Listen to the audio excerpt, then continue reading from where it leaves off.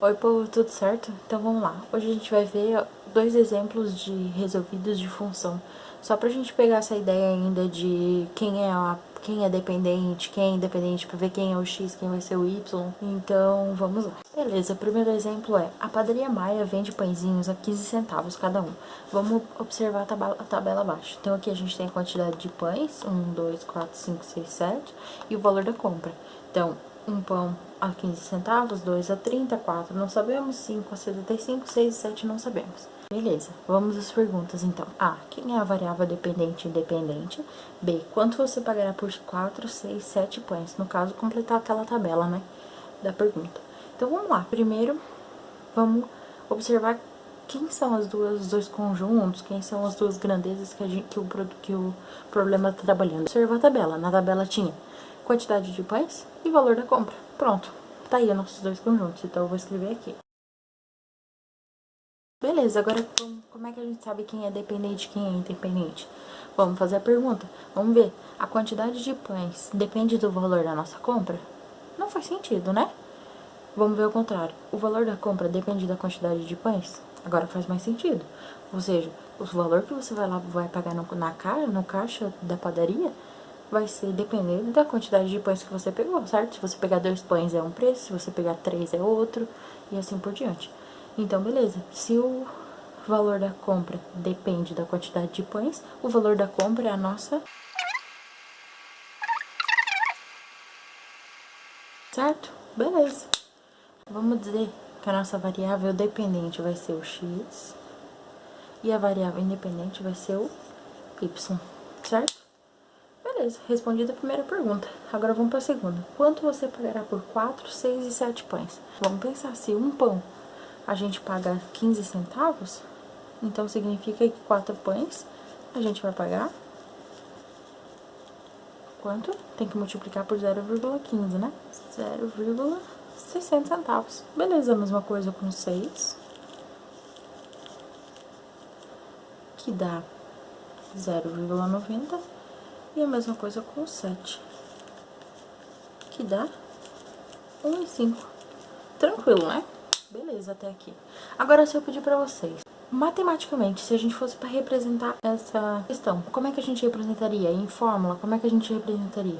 Vamos ver se vocês concordam comigo. Olha só, vamos observar. Como é que a gente calculou o preço desses pães aqui? A gente não pegou o preço, que era um pão, e multiplicou pela quantidade que a gente queria? Certo, né? Agora eu vou até pegar outra cor. Vamos pensar que eu quero saber quanto x, né? Olha só, a quantidade de pães vai ser x. Como é que eu vou fazer para descobrir esse valor? Vocês concordam comigo se eu fizer x vezes 0,15, né? A quantidade de x é uma quantidade que eu não sei. Pode ser qualquer quantidade no caso. Aqui eu defini, mas aqui pode ser qualquer uma. X vezes 0,15 vai dar quem? Vai ser igual a quem? Não vai ser igual ao y, que é o valor da compra? Beleza, tá aqui, ó. Matematicamente. Vamos pro segundo exemplo agora. O segundo exemplo é esse.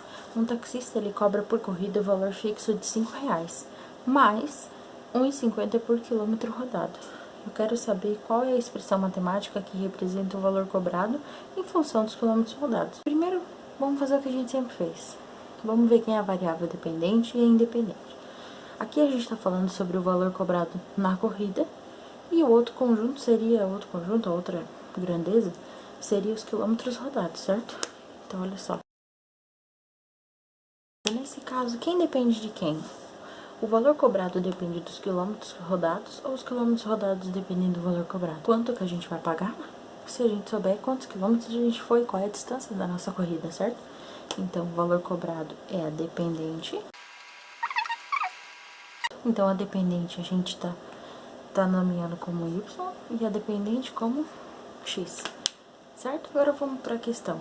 Qual é a expressão matemática que representa o valor cobrado em função dos quilômetros rodados? Basicamente, ele está pedindo como é que a gente, matematicamente, como é que a gente representa toda essa situação. Se eu quero saber qual vai ser o valor final cobrado. Vamos lá. Então, olha só. Vamos tirar as informações do exemplo. A gente tem que um taxista, ele cobra por corrida o valor fixo de R$5. Então, ele vai cobrar R$5, independente se você vai andar 1 quilômetro ou 2, certo? R$5 você vai pagar, então vamos botar aqui o 5. Mas, 1,50 por quilômetro rodado. Então, ele vai cobrar mais 1,50 por quilômetro rodado. O quilômetro rodado a gente disse que é o X. Então, vocês concordam que é 1,50 vezes X? E isso tudo vai ser o valor que a gente vai ter que pagar, né? Então, o Y. Beleza, tá aqui a expressão matemática. Então, Y, olha só, o valor cobrado é igual a 1,50 vezes X, porque é 1,50 por quilômetro rodado, mais R$5, que é o valor fixo que ele cobra, certo? Vamos para B. Olha só, a B diz, calcule o valor a ser pago por uma corrida a uma distância de 12 quilômetros. Beleza, a gente chegou que a nossa expressão é Y igual a 5 mais 1,50 vezes o X, certo? Quem quer o Y, quem quer o X, vamos colocar aqui para não esquecer. O problema é que a gente calcule o valor a ser pago por uma corrida que deu uma distância de 12 km. Então, vocês concordam comigo que eu vou pegar esse 12 e vou substituir quem? No Y ou no X? No X, né? O X que representa o quilômetro. Então, vai ficar assim. Y igual a 5 mais 1,50 vezes, vou até botar outra cor, vezes 12. Vamos lá. Y é igual a 5 mais 1,5 vezes 12 dá quanto? 18. Então, nosso Y é 5 mais 18, 23. Ou seja, o valor a ser pago por uma corrida de 12 quilômetros é de R$26. Tranquilo, né? Vamos para o último exemplo. Então, vamos lá. Olha só. O terceiro exemplo diz assim: no quadro a seguir, o preço do combustível está em função do volume abastecido. Então, olha só, aqui a gente tem um quadro que aqui tem o volume em litros e aqui o preço. Então, abastecendo 1 litro, você paga R$4, abastecendo 10,40, 15,60 e assim por diante. Beleza? Então, a A pede, escreva a fórmula que associa o preço do combustível e o volume. E a B, determine o valor pago por 7 litros de combustível. Quais são as nossas duas grandezas nesse caso? É o preço do combustível e o volume, certo? Quem é a variável dependente e independente? O preço do combustível ou o volume? O que está dependendo um no outro? O volume da gasolina, no caso, é a nossa independente, certo? Porque o preço que a gente vai pagar no combustível vai depender do tanto que a gente botar no carro, tudo bem? Então, o volume aqui, ó, eu vou botar aqui embaixo, é o nosso X. E o preço do combustível é o Y. Beleza. O que a gente sabe do problema? A gente sabe pela tabela que 1 litro é R$4. Então, vocês concordam comigo que o preço que a gente vai pagar pela gasolina vai ser o valor, o volume que a gente colocar, vezes 4. Concordam comigo? Então, beleza, tá aqui a fórmula que associa o preço do combustível e o volume. Agora, a B, ela pede para determinar o valor pago por 7 litros. Olha só, se a gente sabe que o volume é X e a gente tem a fórmula, o que eu vou fazer? Eu vou pegar esse 7 e vou botar aqui no lugar do X. Então, vai ficar Y igual, vou até fazer de outra cor, ó, 7 vezes 4. Quanto que é 7 vezes 4? R$28. Então, se ele abastecer, se eu, nós, você, abastecer 7 litros, a gente vai gastar R$28. Tudo bem, povo? Facinho, né? Vamos pra última. Então, vamos lá. A última, C, diz: determine o volume de combustível que corresponde ao preço de R$60. O que a gente tem? A gente sabe que a fórmula, né, que a gente achou é Y igual a X vezes 4. Não é isso? O que era o X mesmo? Vou botar aqui do lado. Então, olha só, o que ele quer saber agora? Ele não quer saber mais agora, botando tantos litros, quanto que a gente vai pagar. Agora, ele já deu um preço, ele quer saber qual foi o volume de combustível que a gente colocou. Então, lembra antes que a gente substituiu o 7 aqui no X? Agora, a gente vai fazer o quê? Substituir o 60 no X? Não, né? Olha só.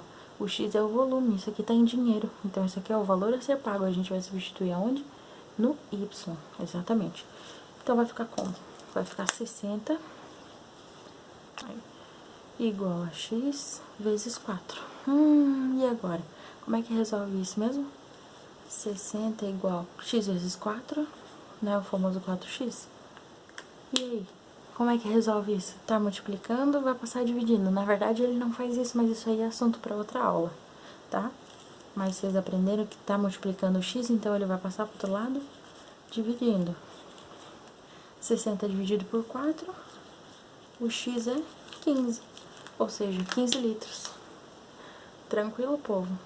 É isso, então, esses eram os exemplos. Na próxima aula a gente vai ver o que é domínio, contra domínio e imagem.